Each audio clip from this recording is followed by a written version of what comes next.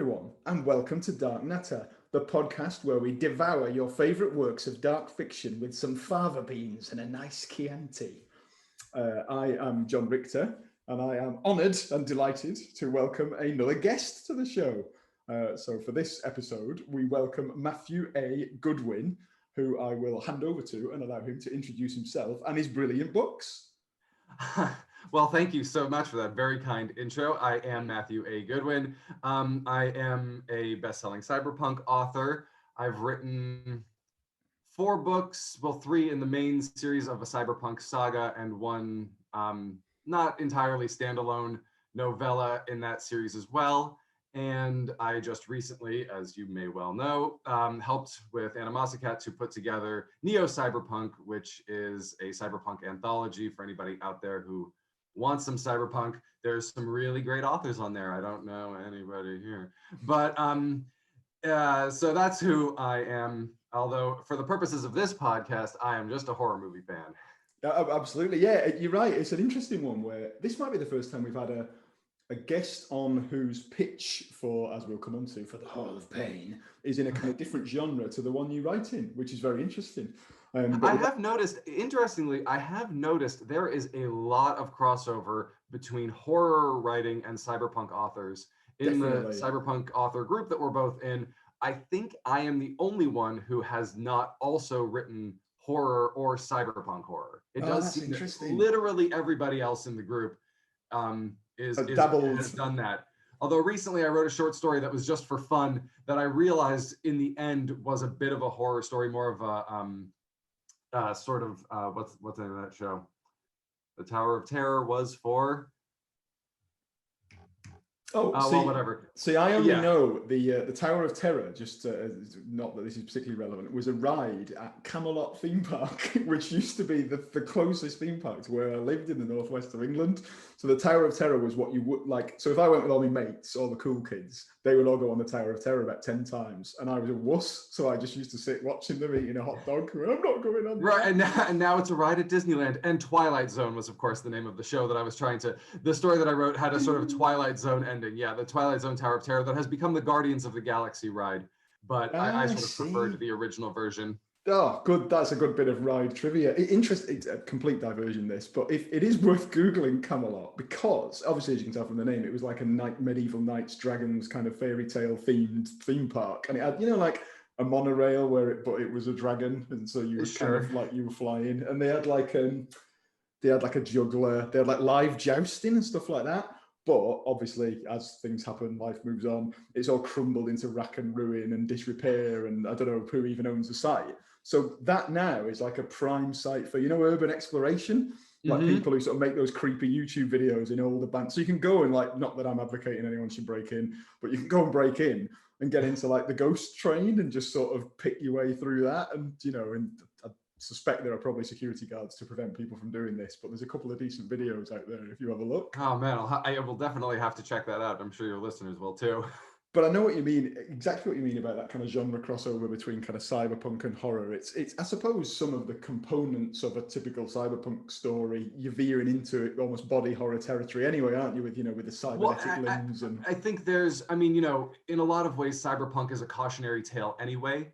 So You're absolutely right. There is a lot of aspects of look at the perils of technology that is perfect to be married with horror. It's a different sort of, sort of like what we might discuss later, sort of a more psychological aspect of the horror more than the slasher aspect. But there is something terrifying about, the man-machine crossover and the prospects there. Yeah, definitely. And maybe, we'll see. We'll see if we can segue back into that later, because it'll be impressive if we can. We've really done something right. Yeah, it's a rich seam to mine. But you were right, Matthew, that your pick for today is something a little bit different, not cyberpunk at all.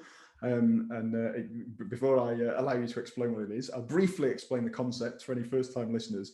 So I am the nominated custodian for the day of the Hall of Pain. Actually, I'm contractually obliged to say that in a generic, scary voice. The Hall of Pain. And this is, of course, a sinister, creepy, subterranean realm where we are looking to store and showcase the ultima in dark fiction. whether it doesn't necessarily have to be horror. We've had a bit of cyberpunk stuff. We've even had a Disneyland ride, I think, in the past. So it's a wide range of dark fiction that's on offer. But today, you have picked one that is, it is a classic movie of the dark fiction canon. I think that is definitely true. So for your consideration, it's a book series and a film series as well, which we can get into, that is about several FBI profilers who hunt various serial killers with the aid of another famous serial killer named Hannibal Lecter, who was arrested after killing, I want to say, and eating 9 people. And then, I was going to say spoiler alert, but if you haven't seen Silence of the Lambs, what are you doing with your life? Yeah, agreed. It's and then who eventually, and since we're going to be talking about the movies and the books anyway, who eventually escapes to wreak havoc on the world once again. He does indeed. He does indeed. Well, yeah, what a great pitch. I'll for the purposes of the for the record, for the Hall of Fame official record, we're going to consider Silence of the Lambs specifically, but we will just talk about them all and all the characters and all the books because they're all ace. And yeah. Although Silence of the Lambs really is the pinnacle of the books and obviously of the movies. Having rewatched Red Dragon, Silence of the Lambs, and Hannibal this week. Those are 3 very different movies on 3 very different levels. Yeah, that's really interesting, actually. Well, we'll get into it. As you say, spoiler alert for anyone who hasn't seen or read any of the Thomas Harris kind of Hannibal Lecter book series. Very quickly, I'll skate over what that comprises. So there are 4 novels. You've got the original was actually Red Dragon, which I think was first published in 1981. So it's older than me. Blimey, that has been around a long time. Older than me by a hair. Yeah, oh god, yeah, we won't start. It's a slippery slope, that one, isn't it? We can leave it at that. Yeah, the viewers can guess. And then obviously Silence of the Lambs was the second book, and that came in 1988, so a bit of a gap between the first one and the sequel. Then we got Hannibal, which was a third book. That came out in 1999. And finally, Hannibal Rising, which was a prequel novel, in effect. And that was released in 2006. All got made into films, and we'll come back to some of the slightly lesser known aspects maybe of that. But yeah, if we start with Silence of the Lambs, which was a 1991 movie directed by, I'm going to mispronounce this and embarrass myself, Jonathan Demme. Demme, thank you, because I was not going to say it that way, so I'm glad you bailed me out. Jonathan Demme. And yeah, is generally regarded as, it often crops up on lists of best movies ever made. And rewatching it is one of the best movies ever made. So I watched it on Friday night, and I've seen it a couple of times, but ages ago. So it's firmly cemented in my head as, oh, that's a great film. But like you say, watching it back, it sort of feels like it just does everything right, just effortlessly brilliant. I mean, it is really just a masterpiece, and one of those movies that has inspired me for my whole life. I don't know if I mentioned this to you in our previous talks, but when I was in high school, I was so interested in this sort of Silence of the Lambs, Hannibal Lecter stuff that we were allowed to customize our lab coats for science class. And, you could customize it within reason. And I had Dr. Lecter stitched on mine. Brilliant. Oh, here's a thing to ask you, actually. In your stitching on your customized lab coat, how did you spell Lecter? I'd have to look back, but I have to think that I took it from however it was spelled in the Silence of the Lambs book. I don't have it anymore. It would be very old now. But the only reason I ask L-E-C... I'm going Lecter, exactly. But so I rewatched Manhunter last night, which we'll come back to, which was the sort of slightly outside the usual series sort of. And before Anthony Hopkins, right? Correct. Yeah. So the first time Hannibal Lecter appeared on screen, it was a different actor. It wasn't Anthony Hopkins. It was Brian Cox, who I like. So that's right. good. But weird You're to not see getting it. better than Anthony Hopkins, unfortunately. I agreed. It's almost like poor old Brian Cox, just his performance has just been kind of lost to the sands of time because it's just been dwarfed by Hopkins. But on the DVD copy, because I'm still, as you can see from this like nerd stack here, I'm still rocking a lot of DVDs in my old age, in my aforementioned old age. And they've got the spelling of Lecter on the back of the DVD is Lecktor. And you know when you're like, is that just a typo? Have I been spelling Lecter wrong all my life? Oh no! And, well, maybe that was a rights thing. Okay, maybe that could be true. Actually, maybe that's true. But yeah, back to Silence of the Lambs. Anthony Hopkins, Hannibal Lecter performance is rightly regarded as an iconic one. Well, yeah, and Jodie Foster too. Jodie Foster was incredible in that movie, and she was freshly coming off an Oscar win for Witness, and I guess her agents had pretty much said, don't take this movie. And she said, because another actress was being considered for it first. Michelle Pfeiffer was the actress to whom they offered it first. I did not know that. Jodie Foster said, when Michelle Pfeiffer passes, I want this because the material is that good. She knew within herself, even if the people around her said, don't do it, she knew how good it was. And so when Michelle Pfeiffer did pass because it was too dark, which for somebody who was in Scarface is a little surprising. Yeah. But when she passed, Jodie Foster was considered and had just won an Oscar, so she got the role. And man, oh man, she's brilliant. Absolutely she's brilliant. so good in that. And hearing an interview with her recently, she said that she wanted it because it was a classic damsel in distress story, except that the knight in shining armor was a female, which she loved. That's a great way to look at it, actually. And she manages to pull off that perfect sort of, almost like a exact 50-50 mix of, she's incredibly strong, confident, highly trained, or trainee, actually. She's not fully trained, but she's highly trained FBI agent at the academy. And she just she has this real kind of on-screen presence and charisma. But she also comes across as, fallible, inexperienced, frightened at points, because you would be if you're getting, stalked in the dark. Diminutive too. I mean, they intentionally seemed to shoot like in the funeral home when it's all these, sort of 6-foot guys who are towering over her. But then, in the back of the room when she demands that they all leave.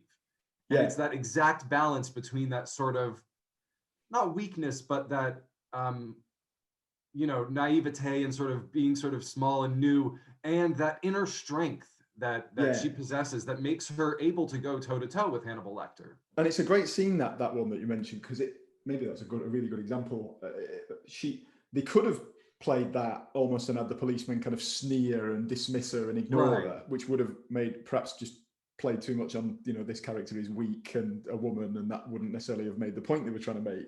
But equally, they could have played it, they could have hammed it up a bit and had her kind of really dominating the room and, get out of here, and they all sort of meekly, and that perhaps would have seemed a bit unrealistic. We are talking like a gang of all male policemen, so the way they portrayed it in the end to me felt quite believable. They acquiesced to her authority. She used the power, her own strength, but also the power of the FBI label on her lapel.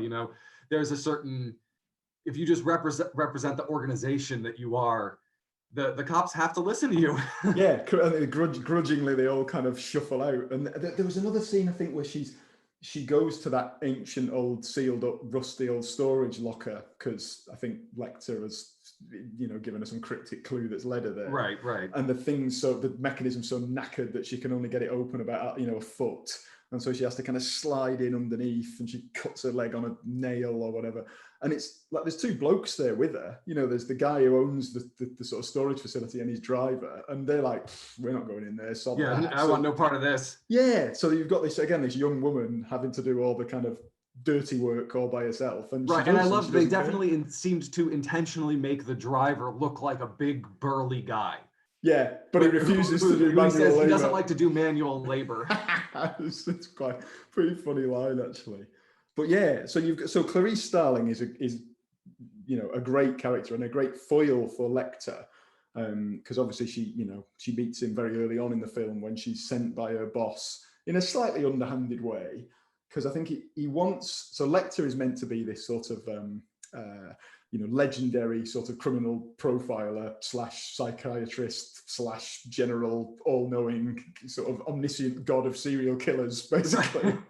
And it's like, if there's, if there's a serial killer on the loose, the only way we're going to catch him is we get Hannibal Lecter's input. But you have to sort of coax and trick it out of him, because he's obviously equally as likely to, I don't know, collude with the killer as help you. So she gets kind of, it's a bit like a Lion's Den situation, isn't it? She's just kind of shoved in there to try and intrigue him, and it works as a ploy. But it's funny too, what you even just said, where that is what ends up happening in Red Dragon, where Lecter ends up almost trying to use the Red Dragon serial killer as his own weapon against Will Graham. Yeah, that bit is, and I'd sort of forgotten about that aspect. Like, there's that really slightly embarrassing, I suppose, but just as I think of the moment, I've just got goosebumps. So that's kind of nice. But do you remember that bit where Will Graham, who is as you say, is the FBI agent who actually caught and imprisoned Lecter? So Red Dragon, which is set before Silence of the Lambs, first made into a movie directed by Michael Mann, is the movie Manhunter, and then later they made the movie called Red Dragon with Anthony Hopkins, which we'll come back to. And there's a bit where so Graham is sparring with Lecter, played by Brian Cox, because they're they're trying to track down another serial killer. And I think they established that Lecter is communicating with the killer through it's like the Lonely Hearts ads or something in the paper. And I think they find what Lecter is going to run, but they can't translate the meaning. So they let it run anyway. And then later they translate it, and it's basically Lecter giving the killer Will Graham's home address. Right. Save yourself, kill them all. Oh my God. Like, it's just a horrible twist moment. Yeah, having just, because like I said, I rewatched Red Dragon. That is a good moment. Brilliant. And then, and it's just, I think that's the thing with these movies, and the books as well. It feels to me like, yes, there are lots of kind of highbrow psychological horror elements and all that kind of tension and sparring between the main characters, but also they've just got loads of dead cool scenes, haven't they? There's a bloke strapped to a wheelchair, set on fire, launched down a car park. It's so good. Or even rewatching Silence of the Lambs, Lecter's escape, where you as the audience realize that it's him wearing the face. God. It's just such a good moment. It's just such good writing, and then it's so well done in the movie as well. But Thomas Harris really is quite a genius in terms of just good horror storytelling. Yeah, that bit, perfect example as well. And it's one of those where, as a writer, you watch it or read it, and you just sort of yes, you are quite envious, but also you just have to almost like applaud in kind of admiration, because it's just like, this guy's a master. Any author worth his salt, you got to look to the greats to inspire you. It's one of the things that I love that Francis Ford Coppola said about making The Godfather. He said, I think it was something to the effect of, every director steals, so you may as well steal from the best. Which is why when Sonny is shot in The Godfather, I think it's basically he just stole it from the Bonnie and Clyde movie, where he's just riddled with bullets, because it was a great moment that he loved in Bonnie and Clyde, so he put it in The Godfather. And it is true as well. Like I remember sort of, I guess, early on in my writing career, you do get a bit hung up on, oh my God, I've just found out that there's a book that's got a bit in it that's a bit like my idea. Oh, I can't write it. Oh, that's it. Throw that one in the bin. And then you sort of realize after a while that, well, kind of to an extent, everyone's already had every idea. And there's always going to be stuff out there that's similar. And actually, it doesn't even hurt to be quite heavily inspired by something if you like it, because that's what happened to them. Everything is in its own way derivative. I mean, and Joseph Campbell talking about the hero's journey. I mean, basically every movie that we love follows the same sort of plot points. You got, certain things, the refusal of the quest, the death of the mentor, it's all there in all of our favorite stories, and it doesn't make them any worse. Yes, you're right. And we don't get bored of it, because as you say, it's one of the archetypal, handful of story sort of structures. Yeah, I mean, humans like storytelling. We like story structure. The one interesting thing that, as my writing career has developed, is seeing story structure so much that sometimes you can now predict exactly what's going to happen in a movie. It's kind of sad as well, isn't it, when you realize you're like, oh, yeah, he did it, and then you get to Right. the end and he did. Yeah. And you're Oh, like, because of story structure. Although I recently watched Knives Out, and I brilliant. definitely fell for that one. Yeah, that's good actually. I'm trying to remember. Did we? I think I was completely duped, whereas I think Mrs. guessed the ending, if I remember rightly. But yeah, Knives Out was great. I enjoyed Knives Out. That was a lot of fun. And that was it's funny, thinking about how stories is going to work. We recently rewatched the entire MCU, and all I could think was, I think Galactus is going to be the next Thanos for phases 5 and 6 of the Marvel movies, or 4, 5, and 6, whatever it is.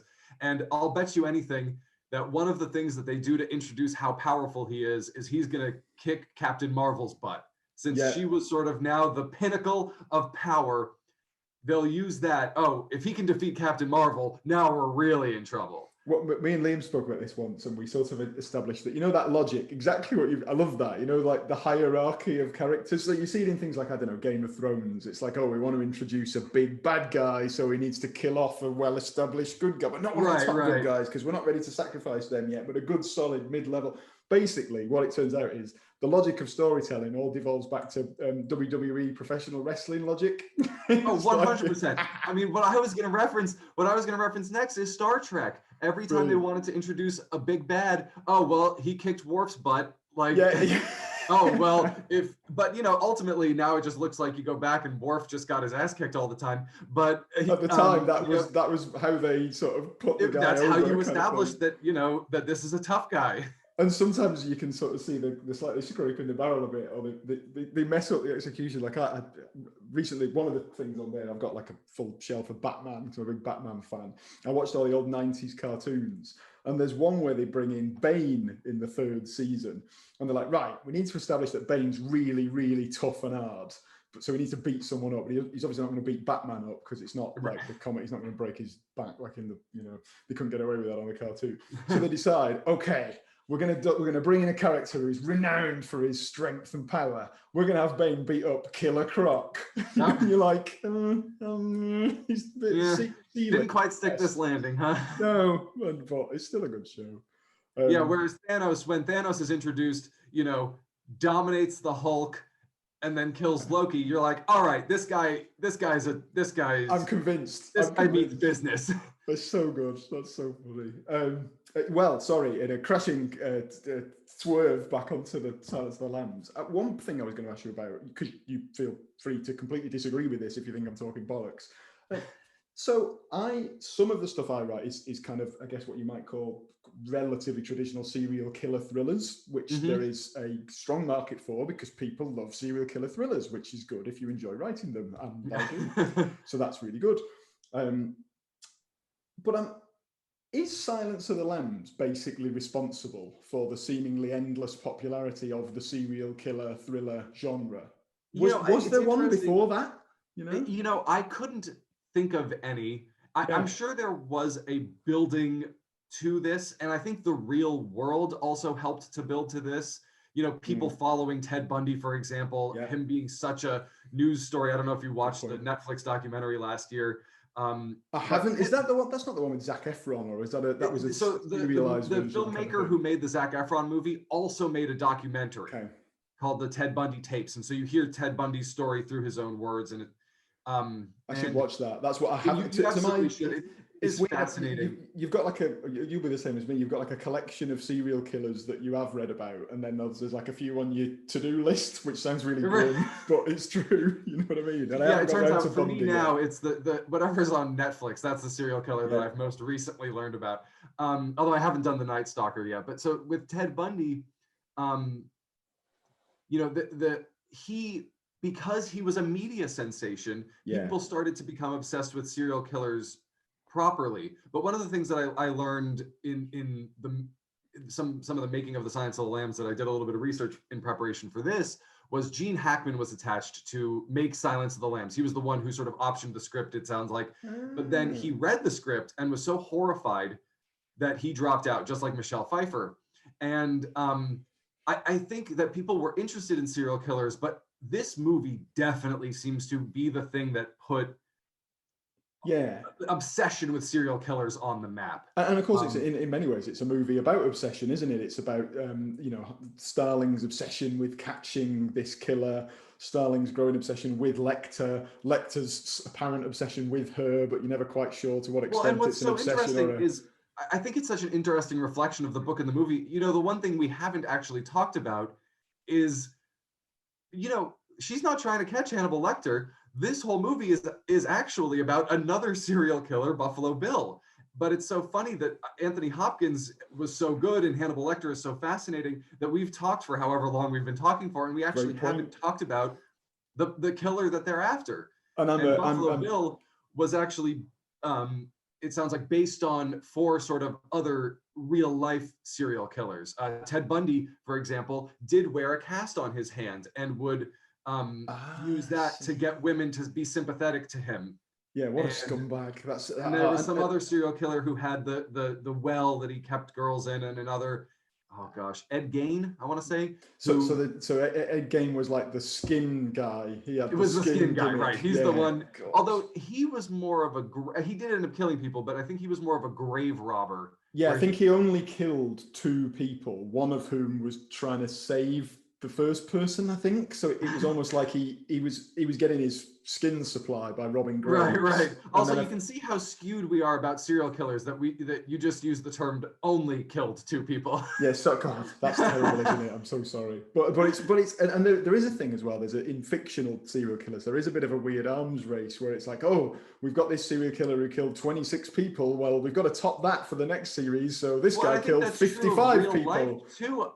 I think that there is the sense, the sort of media sensation of it all does factor in to the serial killer celebrity culture now, and all this kind of ongoing fascination. Right, where I think a lot of these killers probably, they would probably kill no matter what, and that would get into much deeper psychology than you and I are probably qualified to discuss. But it does seem like the media aspect of it does add to these people wanting to compete with one another. It could. I mean, you could well be onto something. I know, there's all manner of different motivations on a case-by-case basis. We've got one of the UK's most infamous serial killers in more recent times was a guy, Harold Shipman, who was a GP, like a doctor.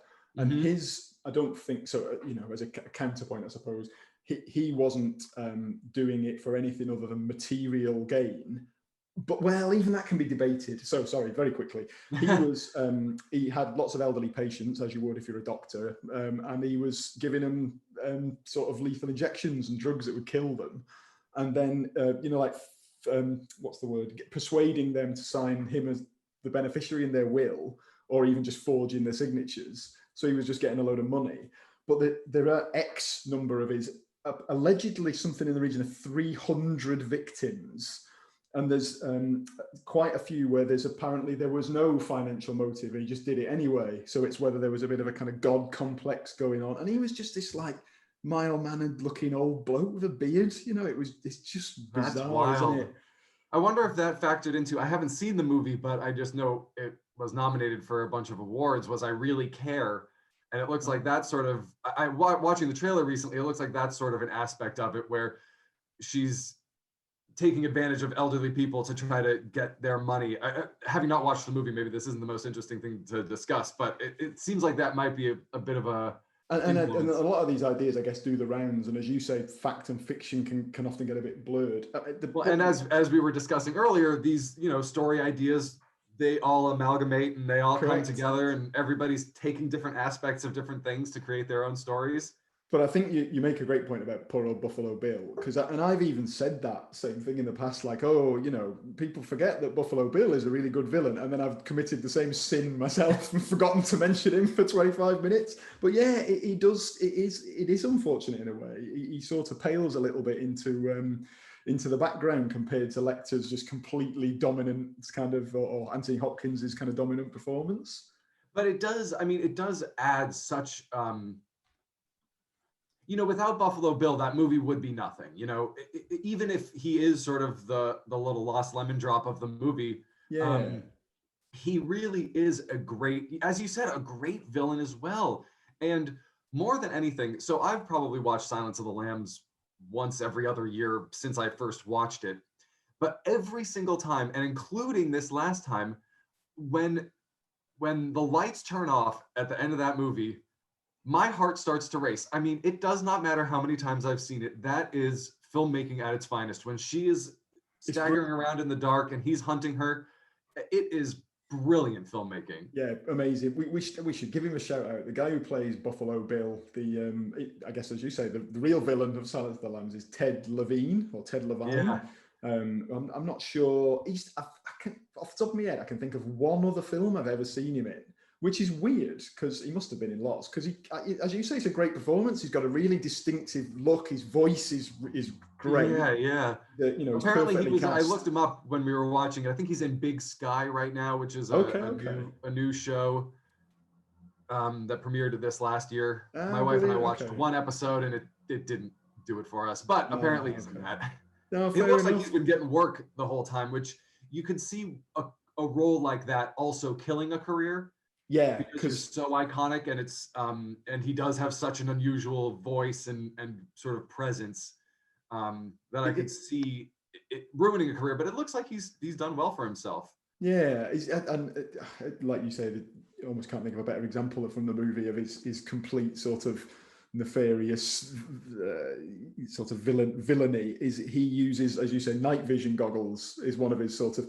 It's back to wrestling again. Serial killers always have to have a gimmick, at least one gimmick. He's got a few. He's got the skin suit that he's trying to put together. He's got the moths that he's implanting in the victim's throats. And he's got the night vision. So yeah, we get an incredible scene where Jodie Foster's character, he turns the light, she's caught him, she's found him quite by accident, stumbled into his lair. She's got him at gunpoint, he manages to escape. And then he turns the lights off and you're treated to I guess a Bill's eye view of Starling blundering around terrified in the dark, and he's just got all the time in the world to do whatever he wants. But he manages to make a complete mess of it, doesn't he? Right. Yeah, well, and there's one moment when he's reaching and he almost gets her, and then he pulls away because she moves a certain way, and it is good. It's funny though, when you were talking about the sort of gimmickiness of the serial killers, watching this back at these three movies, I did realize that one thing that I think would be more interesting, and maybe there have been movies that do it, I'm more interested now in a movie that would be more akin to what real life serial killers are like. These people who are mild-mannered and live normal lives and somehow go home to their wife and kid, but have, murdered 23 prostitutes. That seems almost, now that we've done these really big, skin suit serial killers, John Doe in Seven.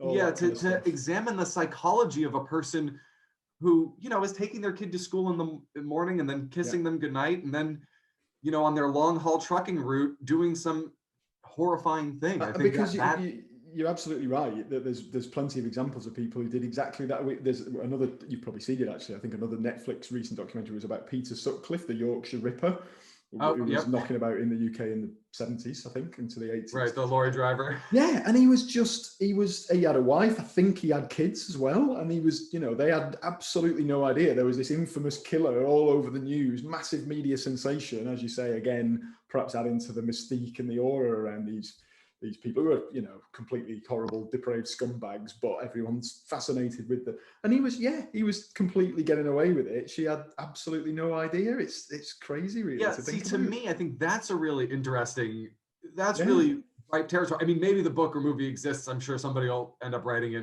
and let you know. But I think that's an interesting sort of way to do a serial killer story. Yeah, I think I definitely agree, and it's like you say, it's a great idea. I bet someone has done it somewhere out there. I mean, they have to have. We can't have just come up with this idea right now. If not, but if we are, quick, it's a race. Who's going to write? Yeah, right. Maybe we should do it collaboratively. Okay, done. And then you could do a book about two people who then start writing a collaborative book, and then they fall out halfway through, and then it all splinters off. And anyway, you're right, and one has to kill the other. Yeah, there you go. Right. Let's pause this recording. We'll take some notes. And done, and then we'll be rich. That's step one was that idea. Not sure what step two is, but step three, Right. profit. Rich. Yeah, I love it. And now we just need to figure out what step two is. Yeah, exactly. But what leave that with us. We'll ponder it. One thing I was going to mention actually, just before we perhaps move off Silence of the Lambs specifically, is so my favourite band in the world is a relatively obscure British band called The Fall. Don't know if you've ever encountered The Fall, fronted by Mark E. Smith. So he was a kind of like infamous sort of unpredictable front man who was always, sort of snappy and vicious on stage, constantly hiring and firing different band members. I think he had 3 different wives all in the band at various times, something like 50 odd different people in the band over the decades spanning. Passed away a couple of years ago. And in the scene we were talking about where Starling has kind of found him and she's, kind of chasing him through the through his lair, I guess, his underground bit of his home. It's he's got like music on, hasn't he? And he's like playing some records. Right, and it's a song by The Fall called Hit Priest that's playing in the background. So I just wanted to give that like a shout out. Yeah, see, I couldn't listen to that song now without thinking of that scene. Yeah, but you can't. I agree. You can't. So whenever if I put that one on, it's just immediately like, oh, I want to watch the film now. Yeah, well, that was that the other day. I was driving my son somewhere, and the Rembrandts, the "I'll Be There for You" came on, and it's just like I can't listen to this. It's just the Friends theme, like. Yeah, you can't listen to it as a song. It's impossible to appreciate it as like a piece of music. It goes for 4 minutes. I'm like, well, now I just want to go watch Friends. Like a Pavlovian kind of response. I mean, honestly. There must be loads of pieces. And that's another career that was probably like, I don't know, maybe, well, who knows? Maybe I'm sure the Rembrandts are happy. They must have made loads of money. I'm sure they're just sitting on a pile of money. Yeah, they're probably still playing it. For sure. Swimming through coins. Okay, well, it's Matthew, is there anything else on specifically Silence of the Lambs that you wanted to pick up, or before we sort of branch off into some of the other entries in the franchise? No, I think I imagine we'll probably circle. Oh yes, there is one thing. That movie, the end of that movie, I still maintain is one of the best closing lines of a movie ever. Somebody on Twitter recently said, what's the best threat a horror movie character makes? And I said, I'm having an old friend for dinner remains one of the best lines. Tremendous. I'm having an old friend for dinner. And the thing is, what I'd forgotten about is, until the day, was the bloke he's referring to specifically is his own, I guess, whatever you call it, psychiatrist or prison doctor. And that guy is a blooming horrible, sexist sort of scumbag. So, yes, Dr. Shelton. And I'd kind of forgotten. I was like, good. I'm glad you're going to get eaten, you prick. Yeah. Yeah. And he's it's funny because I actually have this sort of, this love for Anthony Heald, the actor who plays Chilton in Red Dragon and in Silence of the Lambs. He narrated Jurassic Park and the Lost World audiobooks. Or as they were for me at the time, books on tape, and a bunch of Star Wars books on tape, the Boba Fett Star Wars books. So when I was a kid, I grew up with his voice and loving his voice, and he actually was a performer who would come sort of every year to the Ashland, Oregon Shakespeare Festival that I would try to go to, or my parents would take me to when I was a young person. And so I have this abiding love for this actor, but really what he's best known for, I think, is being just a prick in these movies who you're right, you want to see eaten. Yeah, he's not a nice man. But it's funny you say about the audio cassettes. Like I used to have that. I think this is where it all, maybe you had a similar childhood to me in this respect. But so my mum, and dad got me some audio cassettes when I was a kid because, he's 5 years old and we need to get him to sleep. We can't be asked to read him a story, so just stick a cassette on. And for some reason, and I think I've mentioned this on the show before, they brought me these, they got these like abridged children's versions of classic horror novels. So I was going to bed listening to. I had that too. They were brilliant, but if you listen them back now, you can find them on YouTube. They're still properly scary. So it's like they're not. I don't know what. It explains a lot. I think I had those too. I think it was a 3-cassette series of children's adult though horror stories. Although for me, it was of course the Hobbit audiobook that got me into it.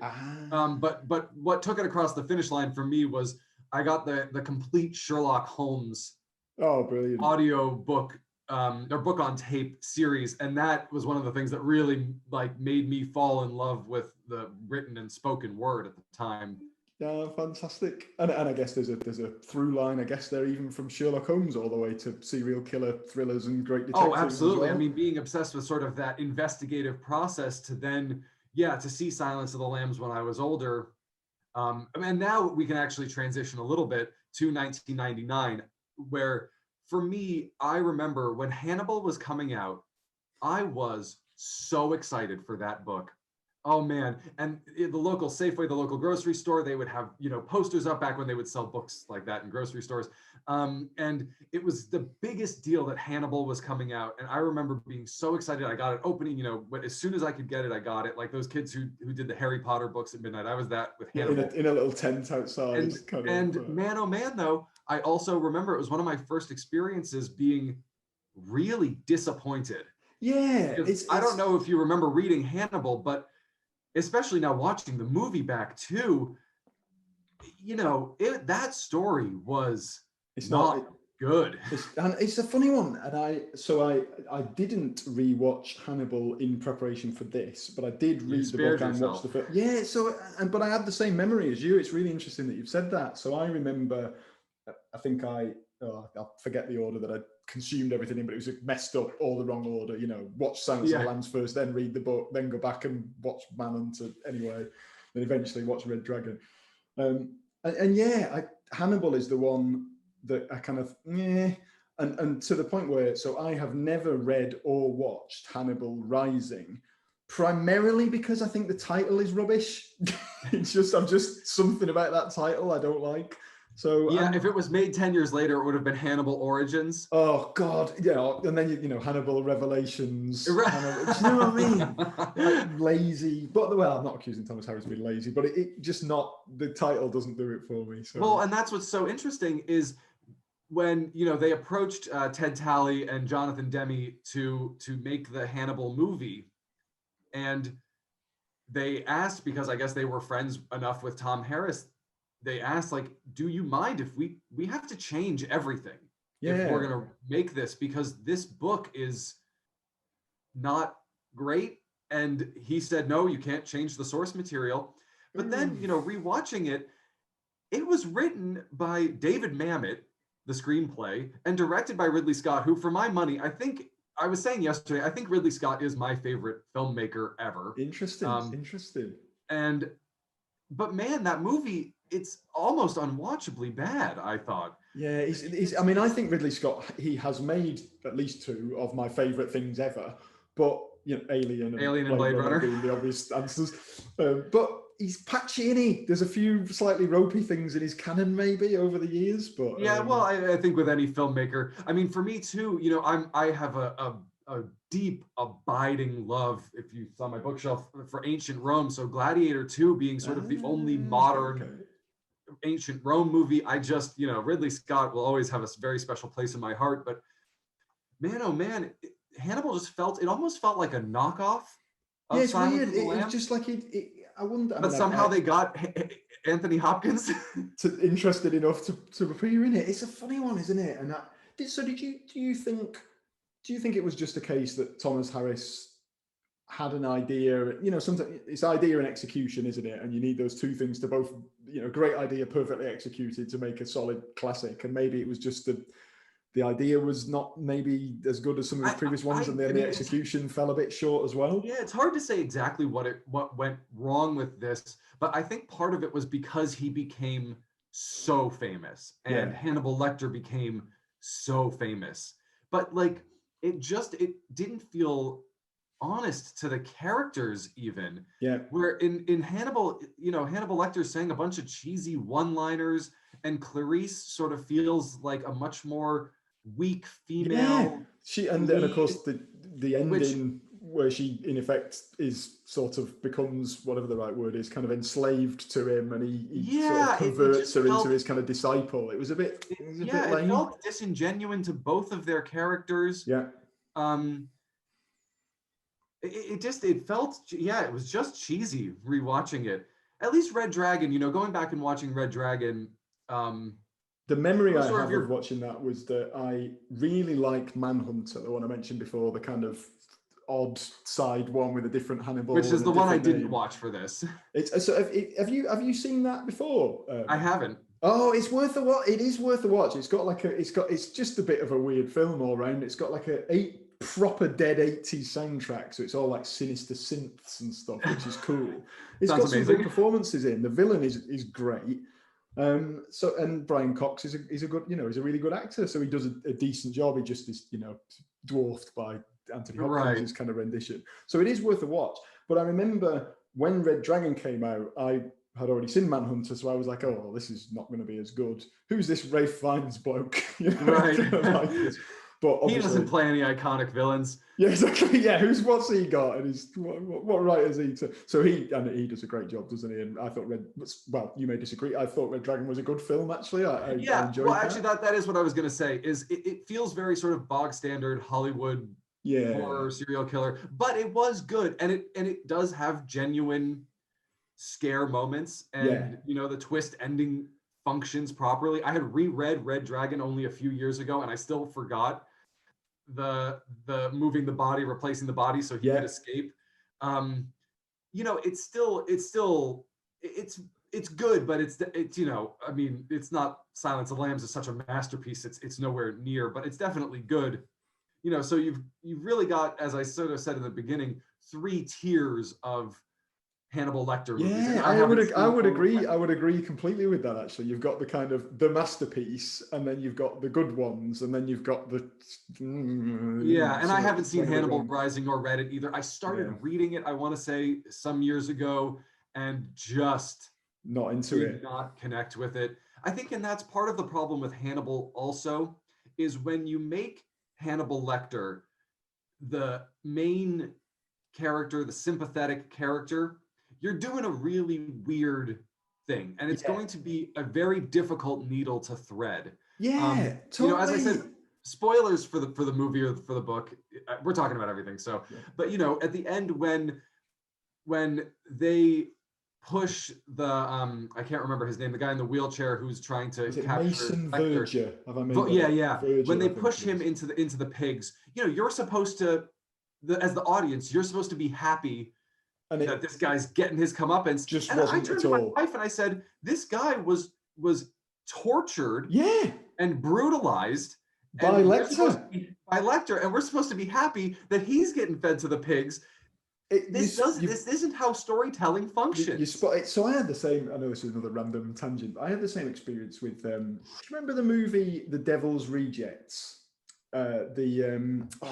It does sound familiar. The Rob Zombie thing. So I don't think I've seen it. And I'm not necessarily recommending the complete works of Rob Zombie, but there's a film called House of a Thousand Corpses, right? Which is I think is just a really good schlocky, bonkers, gonzo, whatever you call it, horror movie, and it's like a creepy gas station attendant who runs a creepy ride. And he invites all the teenagers in, and then he's in cahoots with some gang of rednecks who are chopping them up. And it's just like a mad. And then underground, they've got some old Nazi scientists who they've kept alive. It's nuts. It's just a mad film.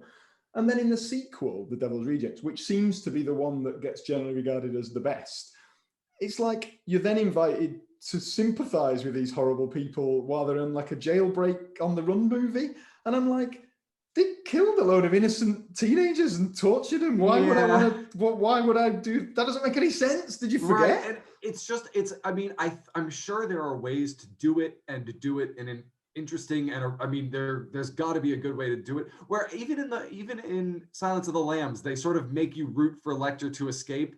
Yes. But it just does not work or it didn't work for me. You've nailed it with that. I think you're spot on about this. It was asking us to support one character over the other, even though the other had your sympathy. The guy's mutilated in a wheelchair because of way. Okay, I guess we can the way that you can make it work. Okay, so Dexter. Now that show took a turn, but because they had a serial killer who was killing people that we deem worthy of being killed, you sort of could go with him, right? Because he was, he in his own mind this instrument for justice, and we are so fascinated as a culture with serial killers that we kind of went along with it. And so there are ways to thread that needle, but it just it doesn't work in You're not going Hannibal. to thread it with getting us to support him over one of his unfortunate victims who survived. It just, right. I don't know what he was thinking. It doesn't work there. Now in the Hannibal TV show, is that the Mads Mikkelsen thing? Yes. So I've got that here on a DVD and I've never watched it. And I like Mads Mikkelsen. So that's unacceptable, isn't it? All right. Well, okay. I think your homework from here on out is to watch it. Done. It was incredibly good. You'll be disappointed that it ended up getting canceled. It was incredibly good. There's some very interesting sort of food porn aspects of it. It was just a very interesting television show. Now it does lean pretty heavily into the, which is becoming a bit of a cliche now in a lot of horror movie serial killer storytelling, which is the sort of mental illness as a way to catch killers. Yes. And it does that in ways that aren't necessarily always respectful, but are very interesting. And it is just a beautiful television program. And Mads Mikkelsen is really good. And Lawrence Fishburne is always good in everything. And agreed. You've got to love The Matrix. So I didn't even know Lawrence Fishburne was in it. So that homework accepted. I will commit to watching that. Yeah, you'll love it. And since we're talking about TV shows, I think I did mention that I started watching the Clarice TV show. So now you mentioned that to me when we were communicating before recording, and I didn't even know there was one. So it started only 3 weeks ago. So okay. You have a reason not to have heard of it. Now, I believe CBS taking the rights back to make the Clarice show was why NBC had to stop making the Hannibal show. Got it. Okay. It was a rights thing. Maybe they could have kept making Hannibal if they spelled Lecter with a K. I don't know. Yeah, maybe. But the Clarice show is definitely just your sort of typical procedural crime drama. It's a little bit better than some other, but it's the same thing. It's like Hannibal is to Sherlock as Clarice is to Elementary. Yeah, it might be better than your sort of typical SVU knockoff, but it's still nowhere near the thing that they were aspiring to, which is Elementary was obviously, they tried to get the people who made Sherlock to write the show. And it's a bit, there's an element of like, I thought True Detective series 1 was like the pinnacle of however many, 10 episodes-ish crime sort of gritty detective drama, catch the villain with McConaughey and Harrelson. Yeah. And and you're like, there's no point watching any of them shows anymore because that was the best one. No one's ever going to make a better one than that. I've retired. Do you know what I mean? It kind of feels. Well, yeah, and from what I've heard, I only watched the first season of True Detective, but from what I've heard, I think there have been 2 more seasons. The second one was kind of rubbish, and the third is getting back to what they were going for. But it just shows, like exactly as with the Harris books and the adaptations. It's even when you've got this winning formula and you've done this pinnacle, Silence of the Lambs. Everyone regards that as one of the greatest films ever made, and yet he couldn't quite recapture it on any of the kind of follow-up attempts. And I do wonder, and this is going to go way off topic, but have you ever read The Name of the Wind? I have not. Okay, so The Name of the Wind is a fantasy novel, and Patrick Rothfuss, the author, is taking a very long time to write the third in the series. Okay. And part of it is, I think, because the second book is regarded so highly and people just love The Name of the Wind. I have a signed copy back here. It's an incredibly good book. But I think the pressure becomes so high if you've hit this sort of masterpiece zenith with a book, that writing another one has just got to be scary and terrifying and difficult, especially if you've done a George R.R. Martin and you've written and you've revealed it on the telly and everyone slated it. He must be like, oh God, I don't know if I can be bothered to finish this thing now. Although what's interesting is I believe that if I don't actually love George R.R. Martin's writing that much. I've seen him speak because I think he's a genius and I think his books are great. His writing style doesn't necessarily speak to my reading style. But I think you can do the Daenerys goes mad story well. What seemed to happen was that the two guys who were making the TV show wanted to go play on Star Wars and just wanted to wrap it up. And that's what I think. There's a way that you can do that story properly if you give it the time to flesh itself out. Let it breathe and let it earn For my itself. money, I don't think you could ever do that version of Jaime's ending. That's not how a redemption arc works. Yeah. And I mean, maybe he's trying to subvert the standard, and because I know that that's something that Martin likes to do, which is take a typical storytelling formula and turn it on its head. For example, the Watchers on the Wall, these people are the last line of defense for humanity against the the incoming threat, but they're all rapists and murderers and the worst among us. They're not these knights in shining armor. They're literally these people that do not fit in anywhere else in society. I think that's a really good way to subvert expectations, but I didn't like it with Jaime's ending. But I think it could be done properly if given the right amount of time.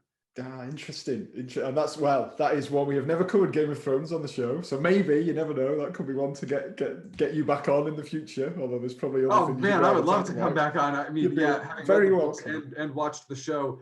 Although I do have pretty strong opinions on the last season of that show has made it almost.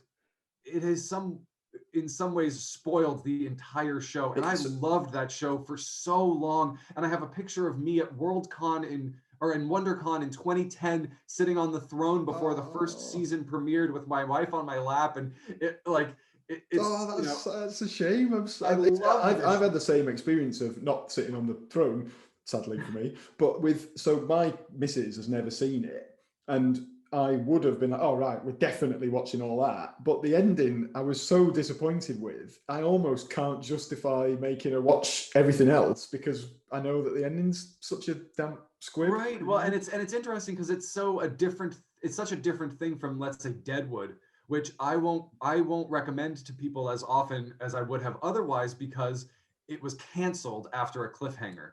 And that's almost worse. That Deadwood, to me, is one of the best television shows ever made. I love Deadwood. I love Western, so I love Deadwood. It's such a different style of Western, but because it was canceled on a cliffhanger, it's hard to recommend because I don't want to do that to people. You just this is another thing I've said before, so sorry to any listeners who've heard me on this rant, but what you definitely want is, and at least you do get this with Game of Thrones, what you definitely want is an ending. You don't want one of those shows that, does an X-Files and just sort of dwindles on and rumbles on indefinitely forever because they just keep rinsing it for money and just never, and then they bring it back and that's kind of the worst possible, isn't it? I guess. To me, you want 3 or 4 tight seasons and it finishes and that's it. And then you move on with your life to the next show. But right. Well, it's like Jerry Seinfeld saying, like, we're going to quit when we're sort of at the zenith of, like, Seinfeld left, when it was on top, and it never had that sort of Joey and Rachel have to start getting together season where you're just remember that? No. Although I did find out the other day, just because I Googled the theme tune on a weird nostalgic trip, and then I stumbled upon Animaniacs 2020. So they brought Animaniacs back last year. Yeah, see, as somebody who has a 3.5-year-old, I was very aware that Animaniacs was coming back. Apparently, you can only watch it on Hulu, though, and you can't get that in the UK, so I can't watch it. Unfortunately, I think my son's a little too young to quite get the genius of Animaniacs, but it's man. Gags about contracts. When he's ready. Yeah, I'll have to. Hopefully, it'll be accessible in some form in the near future. But Matthew, we have digressed sufficiently for me to believe that we have finished covering our main material. Unless I suppose so. Although I do believe you and I could probably keep talking about Silence of the Lambs all afternoon. Me too. I completely agree. I think you're probably quite right. It is, darkness is just starting to fall here in the UK as I speak. So the timing is perfect. It's 9 a.m. here. I should let you get to your coffee and your breakfast. Yeah. Well, would you care if you would be so kind as to do as a quick summary of your pitch for the Silence of the Lambs to take its place in the heart of pain? I think Silence of the Lambs is one of the, I mean, let's be real, it's one of the greatest horror movies of all times. It's the movie that defined the psychological thriller, I think, forever. I would be hard pressed for anybody to think of a better psychological thriller than Yeah. Silence of the Lambs. It's a great feminist piece for its time as Mm-hmm. well. It was way ahead of its time. Jodie Foster and Anthony Hopkins, in terms of the movie, are as good as they will ever be. And I don't think I could be effusive enough about this movie. It's really just one of the greatest movies ever. So I think you should stick it in, but I will let you determine. Well, let me. I will ponder this for a long. Yes, I can confirm it's in. No need for any contemplation. It is definitely a worthy entrant into the pantheon that we are constructing. And of course, and sometimes you let things in and you're not quite sure what they're represented by. So it's like if you we've got the Blair Witch Project in there, and it's like what's in the cell? Is it the Blair Witch? You only really see that in the crappy spin-offs. Is it just the guy in the corner of the room? With Silence of the Lambs, it's very clear. It's Hannibal Lecter. Yeah, I mean, let's be real. That's strapped down. That's a nice, easy one to sort of visualize what that looks like. Well, it's so iconic. Well, and it's funny in the books, it's a hockey mask, but that sort of whatever they made that mask out of is just so perfect. Yeah, definitely. So iconic for horror movies. It's brilliant. It's interesting one, the hocky mask. The Jason style hockey mask is an interesting choice for the book. It's in the I didn't film it. Something different. I'll have to go back and listen to your Blair Witch. That movie, man, oh man, that movie scared the shit out of me at the time. It was before those documentary, mockumentary things where I went with my aunt who believed that it was actual found footage. It was so clever, the marketing for that movie, and I then we were teenagers and we all got like a shared taxi home, and you've only got like £2 each, and it's like, oh well, if we all chuck in and we all get out in the same place near where we all live and we can all walk home, and it turned so basically we ran out of money in a place, so we had to stop. Sorry, taxi man, you'll have to let us out here. We can't afford to go any further. And it meant that my route home was through the woods in the dark. Oh, no, thank you. I just legged it. I just ran. It was see, that's the nice thing about San Francisco, is that I didn't ever have to deal with going through the woods, but I guess I did have to deal with the real possibility of being mugged. Yours was probably worse, actually, on reflection. Looking back, since I did actually get mugged on the street, I guess that probably was worse. Oh, I'm sorry to hear that. I was a child, so whatever. Yeah, well, it doesn't seem to have left any lasting scars. Except that I don't write horror. Well, yeah, in which case I'm just interested in it. I'm just a fan rather than an author. Yeah, a voyeur. Like, you're right. Like there you go. Well, it's been a pleasure to have you on. This was an absolute blast. Thank you so much for having me on. No, not at all. And before I forget, I should ask if there's anything you wanted to specifically plug, whether it's your social media contact details or any specific book projects or anything. I think for anybody who's interested in my writing, Into Neon, a cyberpunk saga, is the first in my series. People seem to enjoy it. I would hope that any of your listeners would. It's I'm sure not they would. At all in this genre necessarily, but it's more of a hero's journey in a cyberpunk world, but still, I think worth mentioning. If you want to find me, if you're interested, or you want to, tell me that I was wrong about Hannibal and that it's a masterpiece, Thuto World, THUTO World, on every social media, even Xbox and PSN. You can find me. You can find me literally anywhere with Thuto World. No, fantastic. Oh, that's nice and easy for people as well to remember. And yeah, Into Neon. That is that's a book I am yet to read, for which I apologise. It's very much on the towering. Yeah, yours for me too. My reading has really gone off a cliff of late. Once I had the kid, my time is sort of divided between work and then family, and it doesn't leave much in the way of time for reading. I know other people are better at finding little windows, but for me, if I'm reading, I always feel like I should be writing instead. Yeah, that's exactly it. That's exactly the dilemma. Like, why am I reading this? I should be writing my own thing. That's why, so guilt. That's why audiobooks. That's why anybody who has an audiobook, that's where I get most of my content at this point is audiobooks, which is hard when you're friends with a bunch of indies and you want to support them. I'll Yeah. buy all the books, but I Doesn't until there's an necessarily mean you audiobook, I read just them. don't. Yeah. The audiobooks is a great suggestion though, because I listen to a lot of podcasts, so maybe it's time to sort of make that change. But what I can say about Into Neon is not only am I going to read it, but if you do look it up on Amazon, as I have done, of course, it's a huge wealth of incredibly positive reviews. So there are lots of people enjoying that book immensely. Yeah, Because I've been very lucky that people have responded pretty positively to it. You know, brilliant. you don't know when you're setting out to write a book, you don't know how people are going to feel about it at all. And I wrote a book that I liked and thought was fun, and I've been thrilled to find that other people have liked it and thought it was fun. No, fantastic. And fun to do something a little bit different in the cyberpunk genre. Obviously, cyberpunk heroes' journeys do exist in sort of the Matrix and Ready Player One, but it's much more the sort of neo-noir thing. So I had fun taking this genre that I love and sort of mushing it together with the hero's journey that I love. No, that's brilliant, and a fantastic pitch. Two fantastic pitches you have now made on this one appearance. So yeah, definitely. Please make sure you check that out, listeners. And well, that on which note, I will bid you farewell, Matthew, and wish you a lovely rest of day. And I hope it isn't too. And and have a good evening for you. Yeah, I will do. And yeah, hopefully speak to you again at some point in the near future. Absolutely. Now we got to do Game of Thrones. Yeah, done. Deal. Virtual handshake is occurring. Has just occurred. Yeah. Speak to you soon. Cheers. Absolutely. Matthew.